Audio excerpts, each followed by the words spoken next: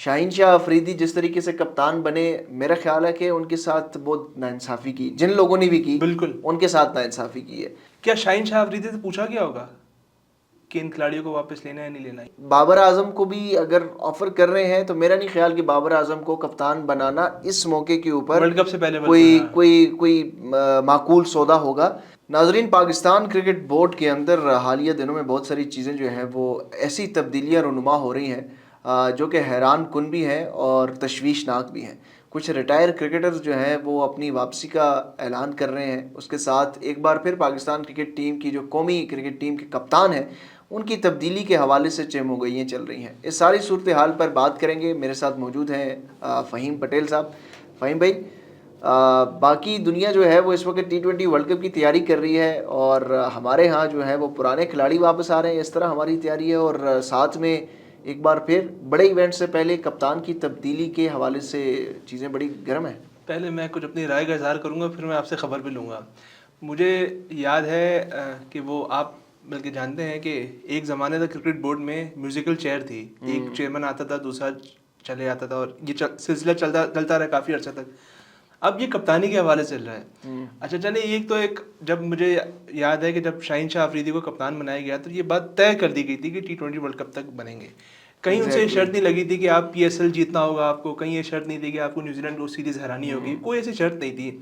اچانک یہ سارے سلسلے کب شروع ہوئے، کیسے ہوئے؟ نیا بورڈ چیئرمین آتا ہے، وہ اپنے طور پہ جو دل کرتا ہے، وہ ایک محاورہ ہے کہ وہ ویسے تو بندر ہے لیکن بندہ نہیں، گنجے کے ہاتھ میں کنگھی آ جائے تو وہ سوچے گا میں کیا کروں۔ تو اب ہمارے جو اصل محاورہ ہے وہ آپ بتائیں۔ نہیں بس چھوڑیں، تو کرکٹ بورڈ کا چیئرمین ہے، ایک ہمارے ملک میں کھیلنے کی چیز آ گئی ہے، PCB اور پاکستان کرکٹ ٹیم، جو آتا ہے اس سے ایکسپیریمنٹ کرتا ہے نا۔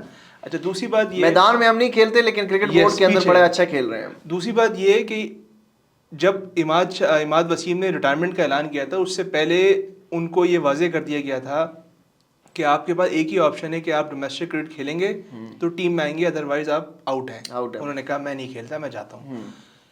محمد عامر، عثمان خان، اس کے علاوہ اماد وسیم، انہوں نے کون سی وہ کھیلی ہے ڈومیسٹک کرکٹ؟ یہ سوال ہے نا۔ دوسری بات یہ ہے کہ بہت سارے، شاہ نواز دھانی ہے، کراچی کے ایک اور فاسٹ بالر ہے، لیفٹ آرم جو فاسٹ بالر ہے، میرے ذہن سے نام نکل رہا ہے، میر حمزہ، یہ ڈومیسٹک کرکٹ کھیلتے ہوئے آ رہے ہیں۔ PSL میں محمد علی جو ہے وہ بڑا اچھا پرفارم، ان کو آپ نے اس 30 رکنی اس سے نکال دیا اور ان کھلاڑیوں کو، پیراشوٹرز کو لیا ہے جو پورا سال لیگ کھیلتے رہے۔ اب چونکہ ورلڈ کپ تک کوئی لیگ نہیں ہے، فارغ ہیں، تو انہوں نے کہا چلے PCB میں۔ ویسے ابھی اگر IPL میں ان کو مل جائے کانٹریکٹ تو یہ سارا کیمپ چھوڑ کے ادھر پہنچ جائیں گے۔ آتے ہی نہیں، میری رائے بہت تلخ ہے لیکن میری رائے۔ ویسے چلیے یہ تو ہو گئی، اب آپ مجھے یہ بتائیے کہ آپ کے پاس کیا خبریں، بابر اعظم واقعی آ رہے ہیں؟ دیکھیں ایسا ہونا چاہیے۔ یہ پہلا تو سوال یہ اٹھتا ہے کہ بابر اعظم سے کپتانی لی کیوں گئی؟ ون ڈے ورلڈ کپ میں ناکامی اور T20 world cup, T20 team سے آپ نے کپتانی لے لی۔ ایسے ہی شاہین شاہ افریدی جس طریقے سے کپتان بنے، میرا خیال ہے کہ ان کے ساتھ بہت ناانصافی کی، جن لوگوں نے بھی کی بالکل ان کے ساتھ ناانصافی کی ہے۔ اور شاہین شاہ افریدی جس طریقے سے پرفارم کر رہے تھے، ان کا اپنا ایک ردم بن رہا تھا، انجری کے بعد وہ واپس آ رہے تھے۔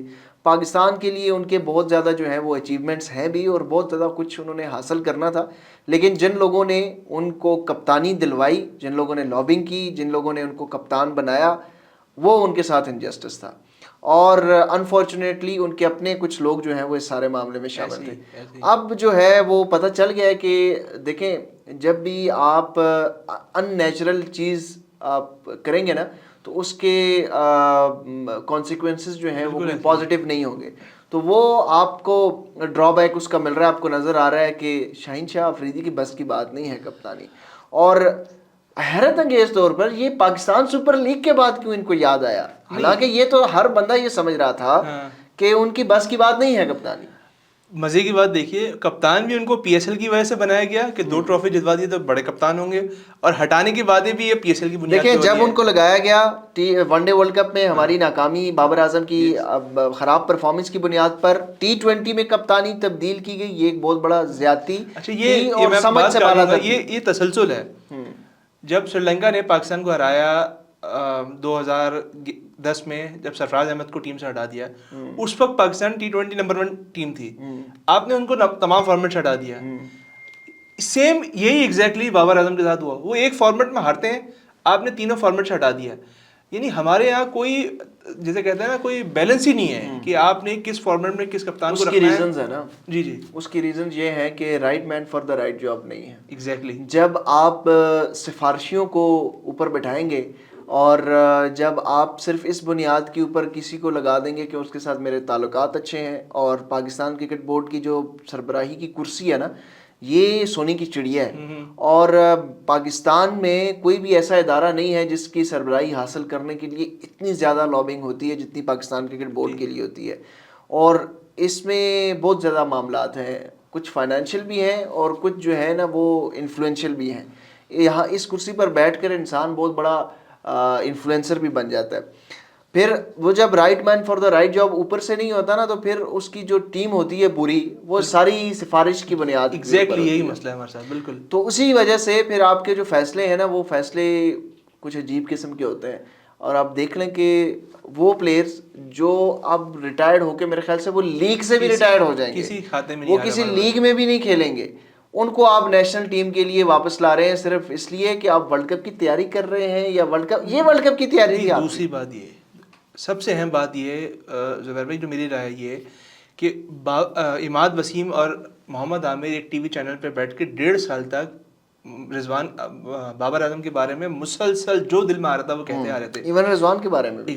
اب مجھے بتائیے کہ ٹیم بنیادی طور پہ ہوتی ہے کہ آپ کی ٹیم کا جو 15 رکنی اسکواڈ ہے، ان کی مینٹل وہ کتنی ہے، یکسوئی کتنی ہے، وہ ایک ساتھ بیٹھ سکتے ہیں نہیں بیٹھ سکتے.